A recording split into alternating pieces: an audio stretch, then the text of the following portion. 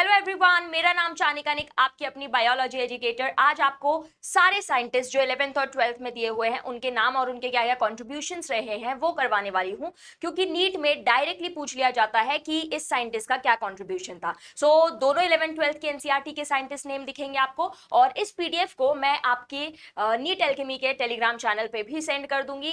Telegram channel की link description में दी हुई है। तो चलिए शुरू करते हैं। सबसे पहले कैरलस लीनियस से। कैरलस लीनियस आप सबको पता है बाइनोमियल नोमेनक्लेचर इन्होंने दिया था, फिर सिस्टमा नेचरी नाम की इनकी किताब पब्लिश हुई थी, और टू किंगडम क्लासिफिकेशन भी इन्होंने ही दिया था। फिर आर.एच. विटेकर 1969 में 5 किंगडम क्लासिफिकेशन आर.एच. विटेकर ने दिया था।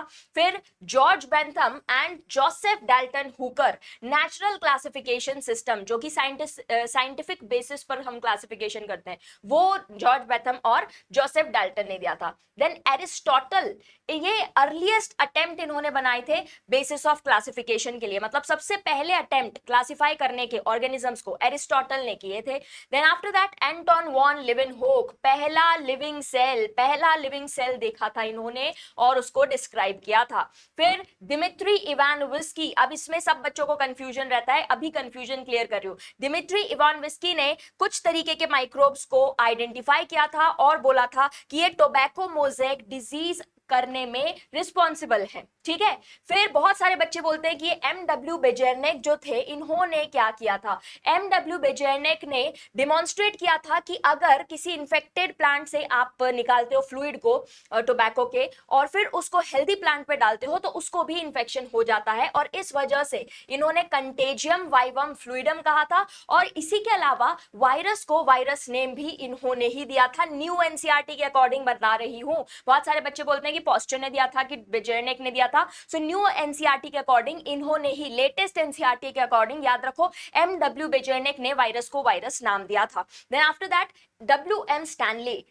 स्टैनली ने यह बताया था कि वायरस को हम क्रिस्टलाइज कर सकते हैं और उसके जो क्रिस्टल्स होते हैं उसमें प्रोटीन्स होते हैं। फिर टियोडाइनर ने 1971 में वायरॉइड्स को डिस्कवर किया था, जो कि सिर्फ आरएनए कंटेनिंग पार्टिकल्स थे।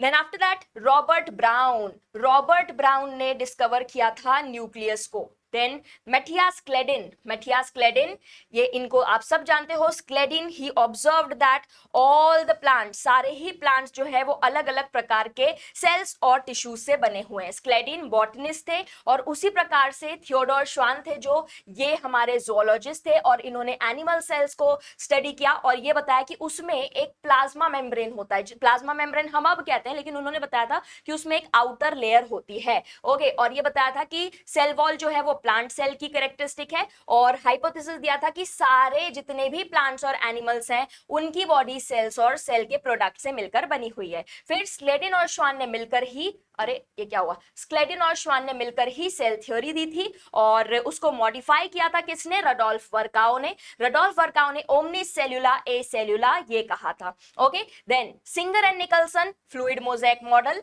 जो हम लोग पढ़ते हैं आज की तारीख में, प्लाज्मा मेम्ब्रेन का मॉडल, वो इन्होंने दिया था।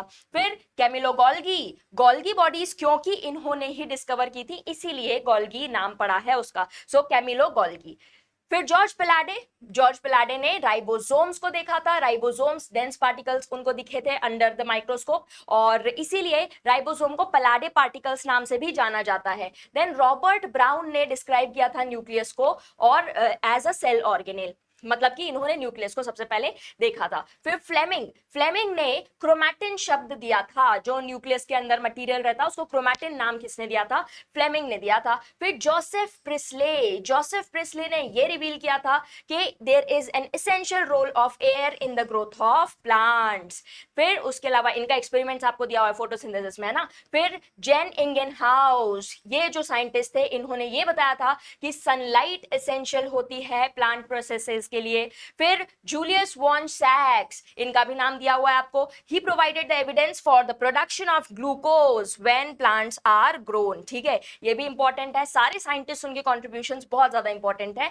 डायरेक्टली क्वेश्चंस बनते हैं, अभी खत्म नहीं हुए, अभी तो लास्ट तक करवाऊंगी, लेकिन उसके पहले जिन बच्चों को ये बात नहीं पता है उनके लिए एक इंपॉर्टेंट इंफॉर्मेशन है कि आज लास्ट डे है प्राइस के अंदर जो ड्रॉप हुआ है इतना ज्यादा उसके अंदर, और इसी वजह से आप लोग ये सारे जो सब्सक्रिप्शंस हैं टिल 30th मई मतलब 30th अप्रैल, मतलब सिर्फ आज तक आप इसको इस प्राइस में ले सकते हैं। 1 में ऑनवर्ड्स ये जो प्राइसेस हैं इसमें हाइक हो जाएगा। So this is the last day to beat the price hike. Okay, और 12 मंथ्स का सब्सक्रिप्शन जो इस प्राइस का होता है वो अभी आपको इसमें मिल रहा है। और प्लस सब्सक्रिप्शन की खासियत ये होती है बच्चों कि इसमें आप सारे एजुकेटर से पढ़ सकते हैं। अनअकैडमी प्लेटफॉर्म पे जितनी भी बैचेस हैं उनको ले सकते हैं। ऐसा जरूरी नहीं कि आपको एक ही बैच में एक ही एजुकेटर से पढ़ना पड़ेगा, आपके पास पूरी चॉइस ओपन है, आपको जिससे भी पढ़ना हो उससे आप लोग पढ़ सकते हैं। और ये जो प्राइसेस हैं ये आपको दोबारा नहीं मिलेंगे। सो कोड आप लोग यूज करेंगे चानी लाइव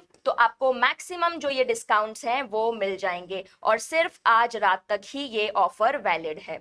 ऑलराइट, सो चलिए, इंपॉर्टेंट अपडेट है बहुत ज्यादा।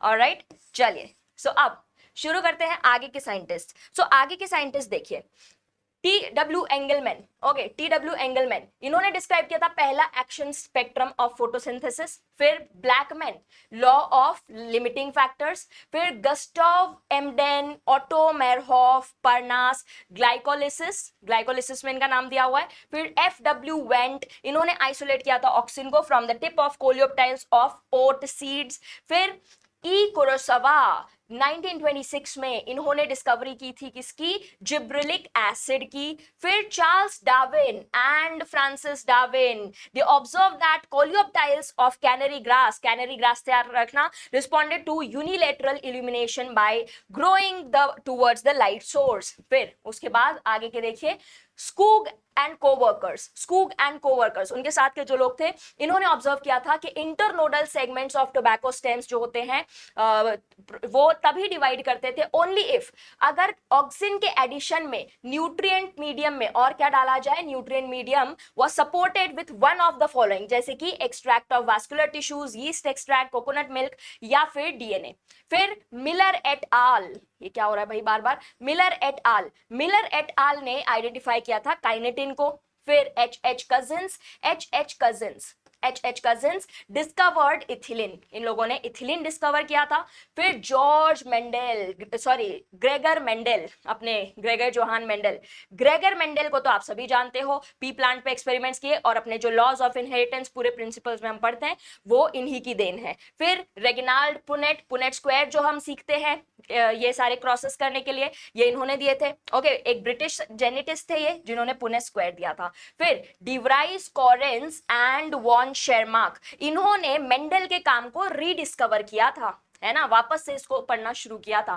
फिर वॉल्टर सटन एंड थियोडोर बॉवरी 1962 में इन्होंने प्रपोज की थी chromosomal theory of inheritance, important.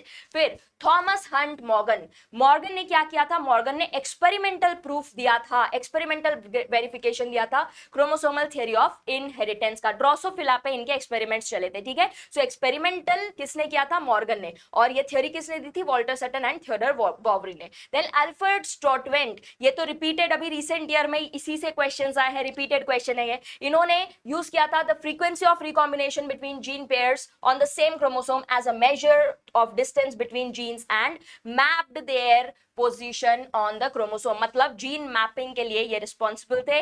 फिर हेनकिंग ने एक्स बॉडी देखी थी, है ना, सेक्स डिटर्मिनेशन में हम इनके बारे में पढ़ते हैं, एक्स बॉडी को देखा था इन्होंने ग्रास हॉपर पे। फिर सेक्स डिटर्मिनेशन एक्सओ टाइप का भी हमने पढ़ा है। लैंगडन डाउन ये डाउन सिंड्रोम इसीलिए इनके ऊपर नाम पड़ा है, डाउन सिंड्रोम की डिस्क्रिप्शन इन्होंने की थी। फिर फ्रेडरिक माइशर ने आइडेंटिफाई किया था डीएनए को एज एन एसिडिक सब्सटेंस और इस तरीके से उसका नाम न्यूक्लिन रखा गया था। फिर James Watson and Francis Crick, ये आप सब जानते हो डबल हेलिक्स स्ट्रक्चर जो डीएनए का वो भी इन्होंने दिया। और फिर सेमी कंजर्वेटिव नेचर जो डीएनए का है उसके बारे में भी इन्होंने बताया। और किस बेसिस पे बताया था, जो Morris Wilkins and Rosalind Franklin का एक्सरे डिफ्रैक्शन डेटा था उसके बेसिस पे। और किस बेसिस पे, अरविंद शारगाफ रूल आप सब जानते हो, है ना, अरविंद शारगाफ का जो शारगाफ रूल है, शारगाफ रूल क्या कहता है कि ratio between adenine thymine and guanine and cytosine constant रहते हैं, है ना, and equals to 1। Then Frederick Griffith 1928 transforming principles streptococcus pneumoniae पे ट्रांसफॉर्मिंग प्रिंसिपल फ्रेडरिक ग्रिफिथ। फिर Oswald Avery, Colin MacLeod and Maclyn McCarty, इन लोगों ने बायोकेमिकल कैरेक्टराइजेशन किया था ट्रांसफॉर्मिंग प्रिंसिपल का। फिर Alfred Hershey and Martha Chase, Hershey and Chase का एक्सपेरिमेंट आप सब जानते हो, एक्सपेरिमेंटली प्रूव किया था कि जेनेटिक मटेरियल डीएनए है, ऑलराइट, और बैक्टीरियोफेजेस पे इन्होंने अपना काम किया था। फिर M S Swaminathan father of green revolution in India कहलाते हैं ये। फिर विलियम हावे आपने इनका ह्यूमन हेल्थ एंड डिसीजेस में नाम पढ़ा हुआ है, इन्होंने ब्लड सर्कुलेशन को डिस्कवर किया था और जो थ्योरी थी ब्लैक बाइल की उसको डिसअप्रूव किया था। देन अलेक्जेंडर फ्लेमिंग का नाम आप सब जानते हैं, पहली वैक्सीन पेनिसिलिन इन्होंने दी थी। और फिर अर्नस्ट चेन और हॉवर्ड फ्लोरी जो थे, इन साइंटिस्ट ने उसको वर्ल्ड वॉर 2 के दौरान उसको कमर्शियलाइज किया था, मतलब उसका पोटेंशियल पहचान के सोल्जर्स को ट्रीट करने में मदद ली थी इसकी। ओके, और ऑल्सो फ्लोरी चेन और फ्लेमिंग, इन तीनों को फिर बाद में कंबाइंड नोबेल प्राइज मिला था इसके लिए। Then Matthew Meselson and Franklin Stahl, इन्होंने एक्सपेरिमेंटल प्रूफ दिया था सेमी कंजर्वेटिव नेचर जो होता है अपने डीएनए का, डीएनए रेप्लिकेशन का, उसका, ठीक है। यू हैव टू रिमेंबर कि इन लोगों ने प्रूफ दिया था, experimental proof. Then George Gamow genetic code इन्होंने बताया था, और ये फिजिसिस्ट थे बेसिकली, और इन्होंने ये बताया था कि क्योंकि 4 बेसिस होते हैं, देयर आर ओनली 4 बेसिस, और अगर वो कोड करते हैं 20 अमीनो एसिड्स के लिए, है ना, तो कोड कैसा होना चाहिए, कोड जो है कॉम्बिनेशन ऑफ बेसिस होना चाहिए। और उन्होंने ये बताया कि कोड करने के लिए सारे ही जो 20 अमीनो एसिड्स को कोड करने के लिए the code should be made up of 3 nucleotides, ठीक है, ये बात इंपॉर्टेंट इन्होंने बोली थी। Then Hargobind Khurana again and very important name, Hargobind Khurana फिर से एक important नाम है। He developed chemical method to synthesize RNA molecules with defined combinations of bases। फिर Marshall Nirenberg, again an important name, इन्होंने डेवलप किया था cell free system of protein synthesis. Then apart from that, Francois Jacob and Jacques Monod, इन्होंने lac operon के लिए ये describe इन दोनों ने किया था, and that is why please remember their name, lac operon important. Alec Jeffreys आप सब जानते हैं, डीएनए फिंगरप्रिंटिंग इन्होंने करी थी। फिर अर्ली ग्रीक थिंकर्स जो थे, वैसे ये साइंटिस्ट का नाम नहीं है लेकिन ये आपको इवोल्यूशन में शुरू में दिया तो मैंने ऐड कर दिया, अर्ली ग्रीक थिंकर्स जो होते थे वो पैनस्पर्मिया की थ्योरी उन लोगों ने दी थी। फिर लुइस पॉस्चर, इन्होंने बताया कि लाइफ जो है वो प्री एग्जिस्टिंग लाइफ से ही आती है। देन ओपेरिन एंड हेल्डेन, इन लोगों ने केमिकल इवोल्यूशन ऑफ लाइफ, मतलब कि जो इवोल्यूशन है वो केमिकल इवोल्यूशन है, ये बात इन लोगों ने कही थी। और फिर एसएल मिलर ने क्या किया था, एसएल मिलर ने एक्सपेरिमेंटल प्रूफ दिया था केमिकल इवोल्यूशन ऑफ लाइफ का, वो जो आप मिलर का एक्सपेरिमेंट देखते हो फ्लास्क वाला है ना जिसमें इलेक्ट्रिक डिस्चार्ज हुआ था वो। फिर चार्ल्स डार्विन के बारे में आप सब जानते हो, इनकी जो ऑब्जर्वेशन थी इन्होंने अपनी शिप पे की थी, दैट इज एचएमएस बीगल पे, और natural selection, survival of the fittest, पूरे जो अपन बेसिकली इवोल्यूशन पढ़ते हैं वो चार्ल्स डार्विन का ही मेजर उसमें वर्क है। फिर अल्फ्रेड वॉलेस ने को डेवलप किया था थ्योरी ऑफ नेचुरल सिलेक्शन को अलॉन्ग विथ चार्ल्स डार्विन, मतलब इन्होंने भी उस टाइम पर पैरेलली कुछ वैसी ही बातें कही थी। फिर अर्नस्ट हेकल ने एम्ब्रियोलॉजिकल सपोर्ट फॉर इवोल्यूशन दिया था, लेकिन कार्ल अर्नस्ट वॉन बायर का नाम याद रखना, इन्होंने डिसअप्रूव कर दिया था, ये जो एम्ब्रियोलॉजिकल सपोर्ट था इसको डिसअप्रूव किसने किया था, कार्ल अर्नस्ट वॉन बायर ने, ये भी एक पीवाईक्यू रहा है, यहां से भी क्वेश्चन आया है। देन लैमार्क ने ऑर्गन्स के बारे में यूज एंड डिसयूज की थ्योरी दी थी, वो जिराफ वाला एग्जांपल कि जिराफ की गर्दन क्यों लंबी हुई है ना, ये वाली बात। फिर थॉमस माल्थस की जो काम थे, his work inspired Darwin to refine natural selection by reason for meaningful competition between members in the same species. फिर ह्यूगो डी व्राइस का नाम आप सब जानते हैं, इन्होंने काम किया था इवनिंग प्राइमरोज पे, याद रखिए इवनिंग प्राइमरोज पे, और इन्होंने जो म्यूटेशंस हैं उसके बारे में कहा था कि वो रैंडम और डायरेक्शनलेस होते हैं और सॉल्टेशन करते हैं, मतलब ऐसे जंपिंग करते हुए ये होते हैं इवोल्यूशन, ये बात इन्होंने की थी डी व्राइस ने। देन हार्डी वाइनबर्ग प्रिंसिपल के बारे में आप सब जानते हो। हार्डी और वाइनबर्ग ने क्या बोला था कि ये जो अपना frequency of occurrence of alleles होती है ऑफ अ जीन और अ locus remain fixed and same through generations, है ना। वो जो हम फॉर्मूला पढ़ते हैं वो आपको याद रखना है। अभी मैंने थोड़े दिन पहले आपको बताया है, उस पर क्वेश्चंस भी करवाए। Then Stanley Cohen and Herbert Boyer, इन्होंने कंस्ट्रक्ट किया था पहला रिकॉम्बिनेंट डीएनए। फिर एली लिली एक बड़ी ऑर्गेनाइजेशन थी जिसने पहला ह्यूमन इंसुलिन बनाया। एली लिली बेसिकली साइंटिस्ट के नेम पर ही रखा गया है, वो जो पूरी एक बड़ा इंस्टीट्यूट था इनका जिसने ये ह्यूमन इंसुलिन डेवलप की थी। फिर रामदेव मिश्रा इनका इंट्रोडक्शन में नाम दिया हुआ है कि ये father of ecology in India कहलाते हैं। फिर कॉर्नेल का नाम आपने पढ़ा है, इन्होंने एक एलिगेंट फील्ड एक्सपेरिमेंट किया था और किस पे किया था, बार्नेकल्स पे, बैलेनस और कैथमेलस पे। ये हम लोग इस पढ़ चुके हैं कि ये क्या था बेसिकली एक्सपेरिमेंट। फिर गॉस का exclusion principle, competitive exclusion principal आपको याद रखना है, प्रिंसिपल ऑफ कॉम्पिटिटिव एक्सक्लूजन ये इन्होंने दिया था, competitive exclusion principle. MacArthur ने एक्सपेरिमेंट किया था वॉर्बलर्स पे, है ना, और रिसोर्स पार्टीशनिंग के बारे में बताया था कि वॉर्बलर्स जो है एक ही ट्री पे डिपेंड करते हैं लेकिन फिर वो अपना रिसोर्स पार्टीशनिंग करके कोएग्जिस्ट कर जाते हैं। Then Edward Wilson, father of biodiversity of course. Then Alexander von Humboldt, species area relationship. Paul Ehrlich, rivet popper hypothesis इन्होंने दिया था।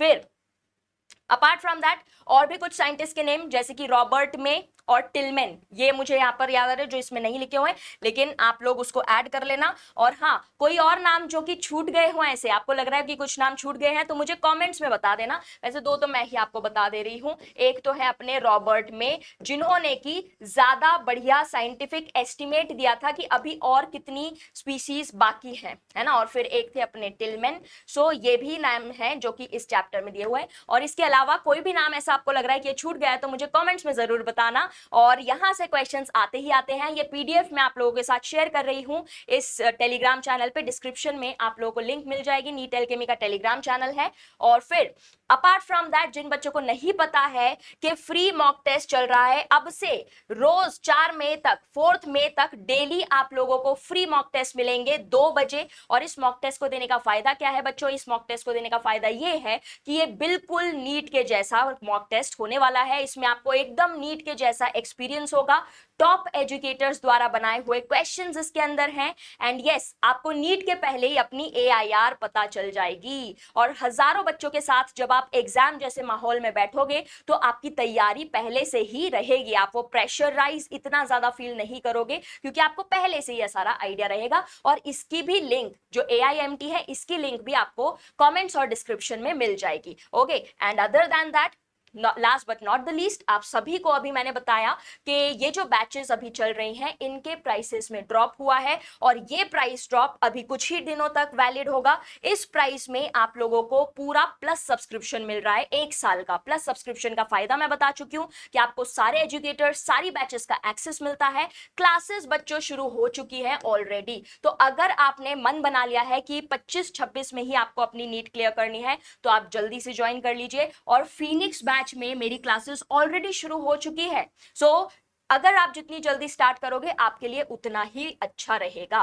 और apart from that flat 40% off इस टाइम पर मिल रहा है अनअकैडमी सेंटर्स पे across all the NEET and UG JEE जितनी भी सेंटर्स हैं total India, all across India, सब पे अभी 40% ऑफ आपको मिल रहा है। लेकिन ये भी ऑफर सिर्फ 30 अप्रैल तक ही वैलिड है। So definitely you should look at all these and अब क्योंकि कुछ ही दिन बचे हैं बेटा तो जल्दी से सारी जो इंपॉर्टेंट चीजें उनको रिवाइज करते जाओ, ज्यादा से ज्यादा क्वेश्चंस करके जाओ और स्ट्रेस बिल्कुल नहीं लेना है, ठीक है। So stay focused, stay aware और बिल्कुल कंसंट्रेशन के साथ में पढ़ाई करते रहो।